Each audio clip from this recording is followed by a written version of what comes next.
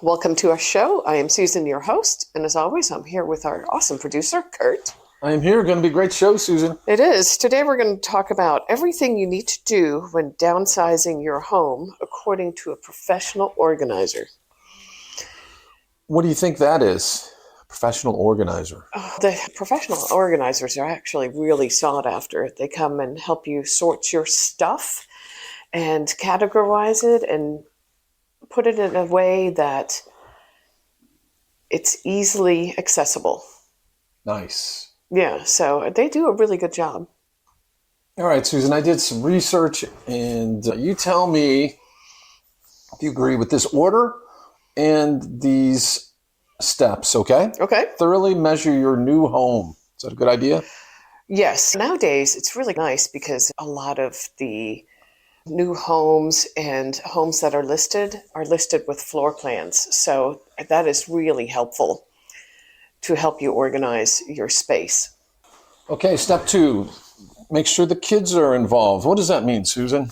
It can mean different things depending on the age of your kids. But if you have young kids and you're downsizing in homes because you're moving maybe to a different area, you want to get them involved with their toys and all their animals and maybe some of the decor that they might be outgrowing in the new home, right? Or if you're an empty nester, which is probably why people are downsizing, you can get your older kids involved and drop off boxes of their kindergarten pictures that they drew and their schoolwork that you've been keeping all these years, and then they can decide what they want to keep.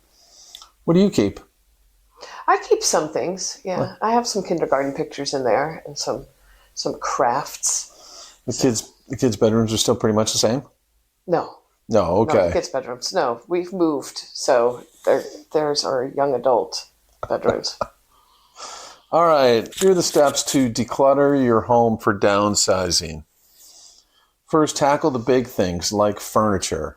Right. That's where the measuring comes in, right? If you're downsizing and you have a floor plan and you go in and measure the space, and we have a big sectional. If we downsize, I don't know if that sectional would fit in the new space. And for some reason, we have 4 couches. So if we downsize, we're not going to need all those couches. I like those couches. They're nice couches. So, yeah. Is it 4? Yeah, 4. That's where the measuring of the space comes in. All right. So you get rid of the extra couches, probably a lot of TVs. A lot of TVs. You might downsize, go from a 5-bedroom to a 3-bedroom. So 2-bedroom spaces or furniture you're not going to need. That's all that stuff. Extra dressers. Maybe you don't need a hutch in your new dining room. Things like that. Right. So that's where, to the first point, the measuring comes in really handy. Okay. So after that, says sort through your off-season or rarely used items. We all have that closet that we stick the things that we don't use very often, right?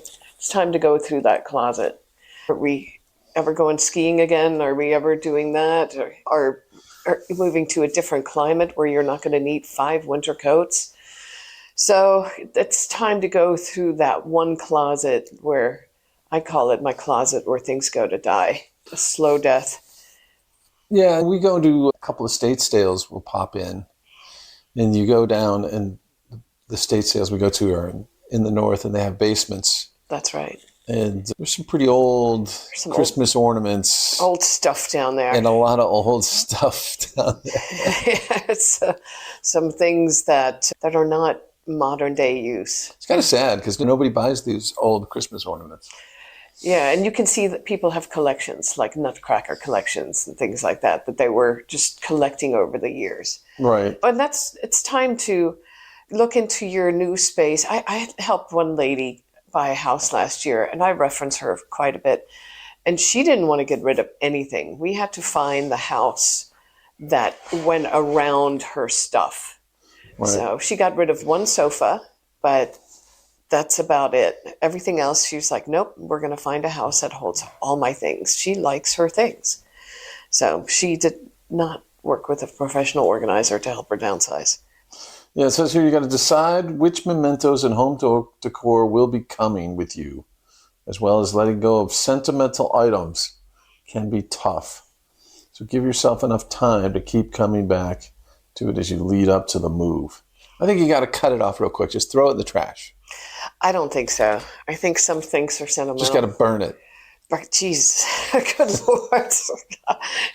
No, I think some things have sentimental value. They might have been passed down from generations, and you just have to kind of maybe not keep all the sentimental things and just categorize it. And this is the most important, and bring those things along. And you might have a transitional space too, right?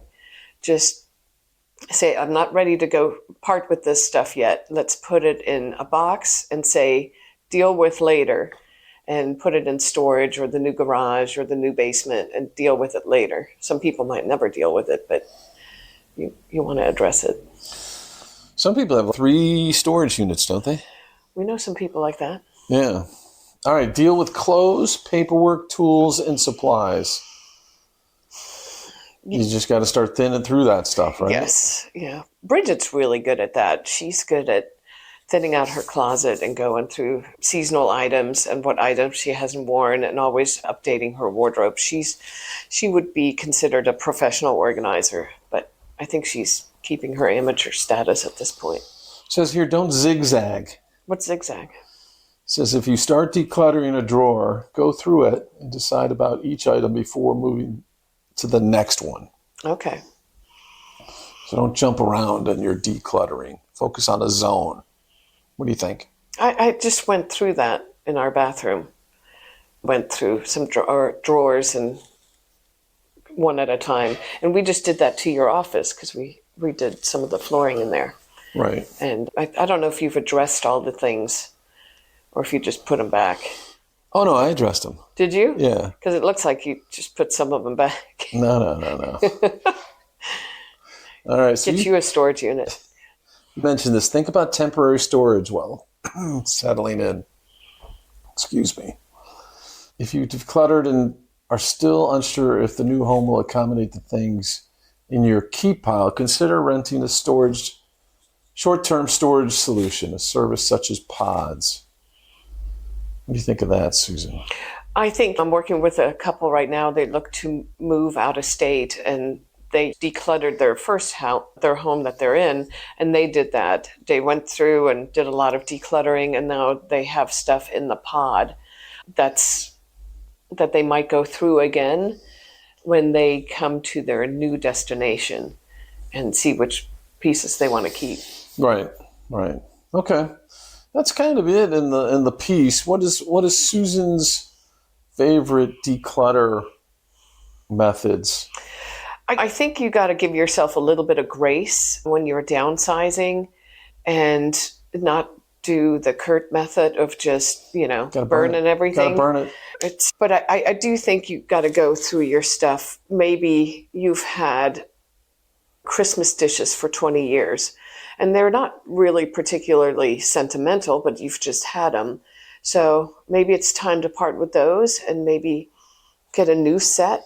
Or you might not host Christmas anymore. It might be the kids' turn, right? You might not get any set. So it's those kind of seasonal items.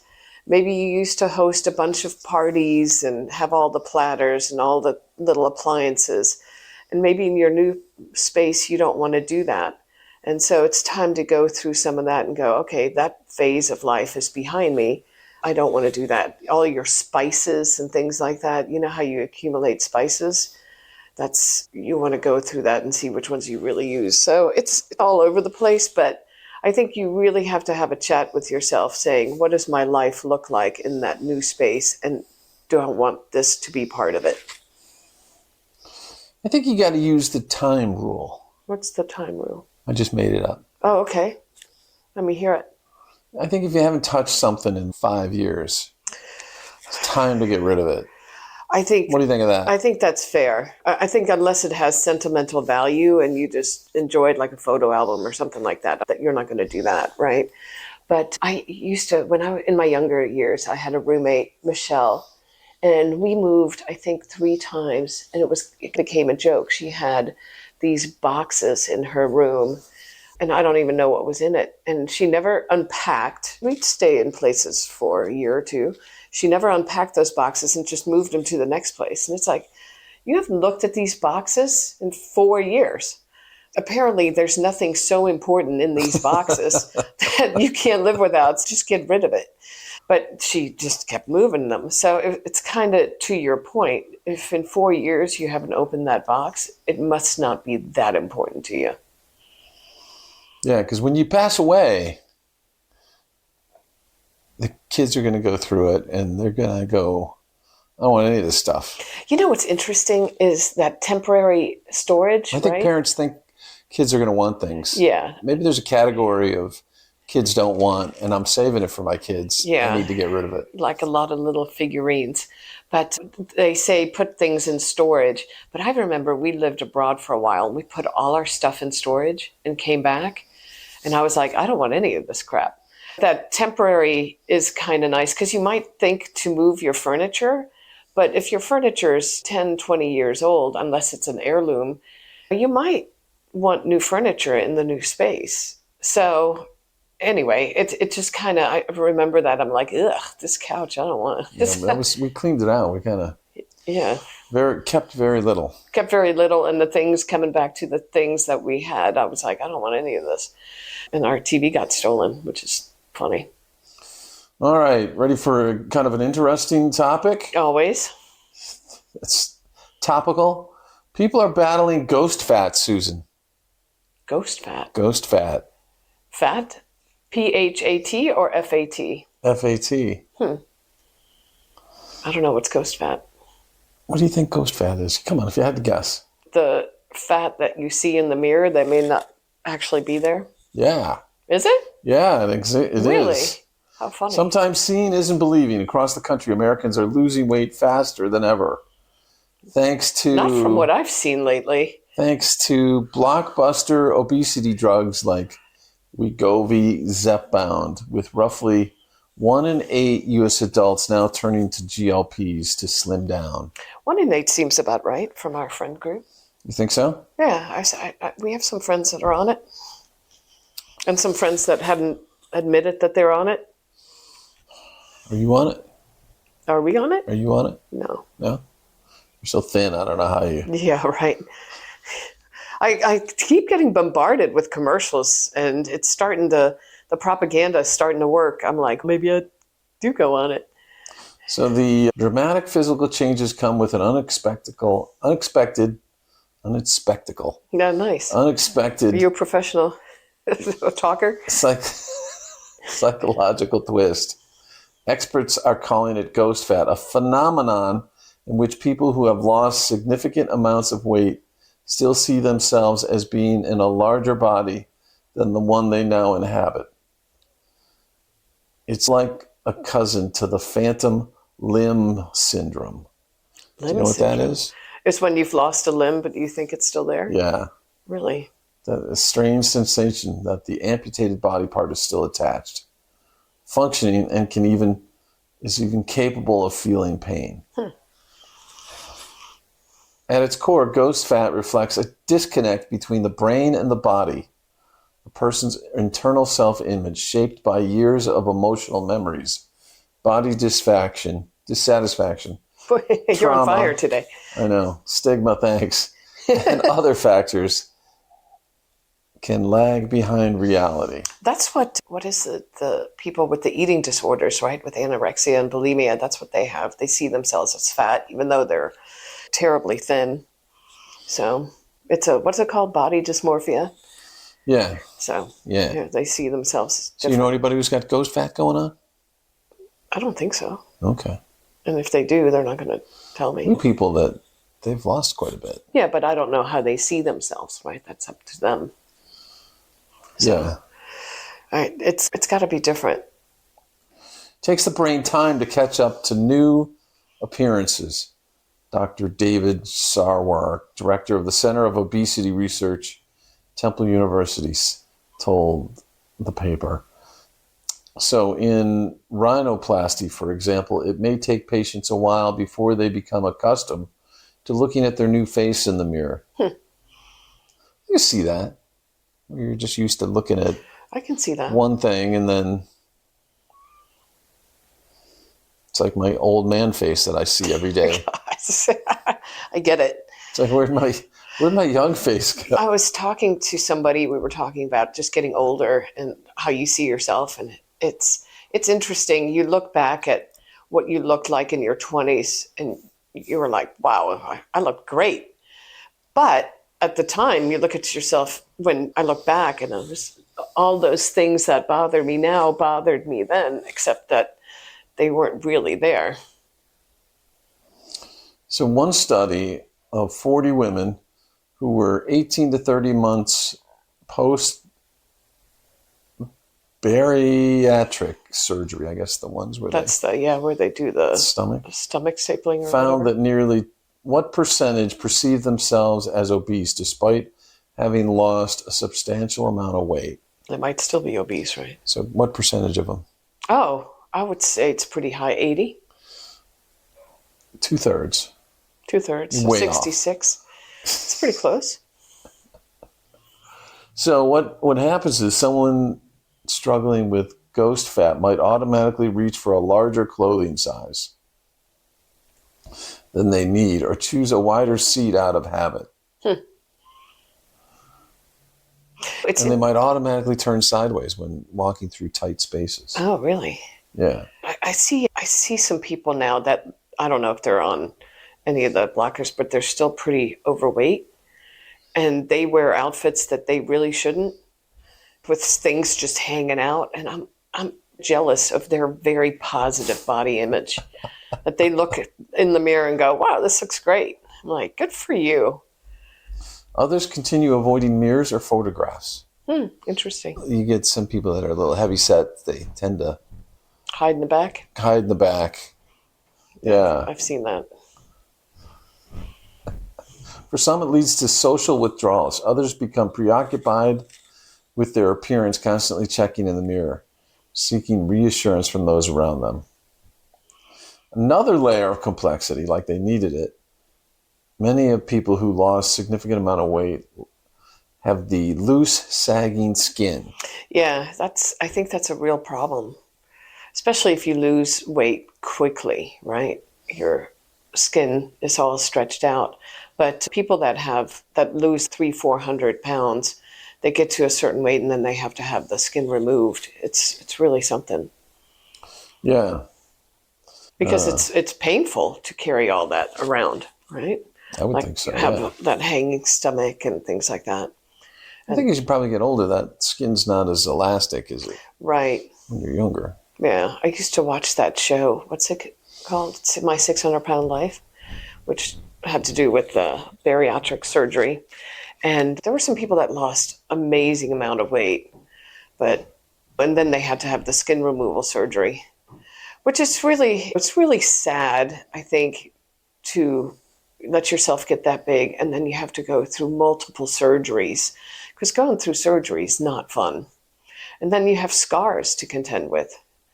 It's a lot for the body to take, but hopefully they're in a healthier state. Yeah, they said eventually the brain catches up and the person's self-image begins to align. That's nice. Good for them. I heard that when you're on those GLP-1s, whatever those are called, I think you have to be on them for the rest of your life. I don't know about that. I'm not a doctor. I think because we know some that have been on it, then they got off, and then they gained the weight back. So I think even if you're on a slow or a smaller dose, I think you have to be on some form of it unless you really drastically change your lifestyle. So such practices as mindfulness, meditation, body scans, breathing exercises may also help people pull themselves out of their heads and reconnect with their physical selves. Experts also recommend shifting attention away from appearance and the number on the scale. Instead of focusing solely on how do you look, it can be helpful to celebrate achievements that reflect improved health and fitness. Whether that's climbing a flight of stairs without getting winded or lowering your cholesterols. Sandra, a GLP user who lost 41 pounds over 6 months, continued seeing her pre-weight loss body staring back at her. Normally, she avoided her reflection, but for 1 week, she challenged herself to stop and really look. The exercise initially made her anxious, but by the end of the week, she was feeling better. They have medication for the anxiousness, too. Do they? Just meds yourself up all the way. That's interesting. People are struggling with that, but it sounds like they can get out of that pretty easy. They just have to kind of walk through looking at themselves. Maybe a good problem to have. Yeah, it's a good point. It's a good problem to have. So, anyway. All right. Everybody have a great day and Follow the show. Organize your clutter. Adios.